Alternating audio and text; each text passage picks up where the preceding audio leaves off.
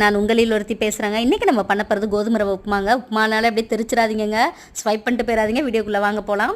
கடாய் வச்சுக்கோங்க. எண்ணெய் ஊற்றிட்டு கடுகு, கருகப்பில்லை, வெங்காயம், தக்காளி, பச்சை மிளகாய், அதுக்கப்புறம் கொஞ்சம் கரம் மசாலா, மஞ்சத்தூள், இல்லை சிக்கன் மசாலாவோ இல்லை கறி மசாலா எது இருந்தாலும் நீங்கள் போட்டுக்கலாங்க. போட்டு காய்கறி இன்றைக்கி நான் பீன்ஸு, கேரட் போட்டிருக்கேங்க. உங்கள் இதில் பட்டாணி அந்த மாதிரி இருந்தால் கூட போட்டு செய்யுங்க, சூப்பராக இருக்கும். எல்லாத்தையும் நல்லா வதக்கிக்கோங்க. நான் இன்றைக்கி 3/4 டம்ளர் ரவை எடுத்துருக்கேங்க. 1.5 டம்ளர் தண்ணி ஊற்றிக்கோங்க.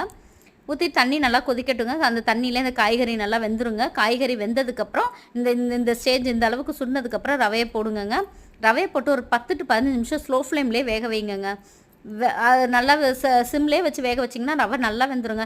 பல பேர்த்தோட கம்ப்ளைண்ட் இதாங்க, அந்த ரவை வேக மாட்டேங்குது, நாங்கள் அதனால் குக்கரில் விசில் விட்டோம், இதில் நாங்கள் ரொம்ப நேரம் வேகலை அப்படி தான் சொல்லுவாங்க. ஆனால் இல்லைங்க, இந்த ரவை நீங்கள் வறுக்கலாம், நான் டைரெக்டாகவே போடலாம். செஞ்சு பாருங்கள், சூப்பராக இருக்குங்க. ஒரு சுகர் பேஷண்ட்டாக இருக்கட்டும், டயட் ஃபாலோ பண்ணுறவங்களா இருக்கட்டும், ஒரு பெஸ்ட்டு சாய்ஸுங்க.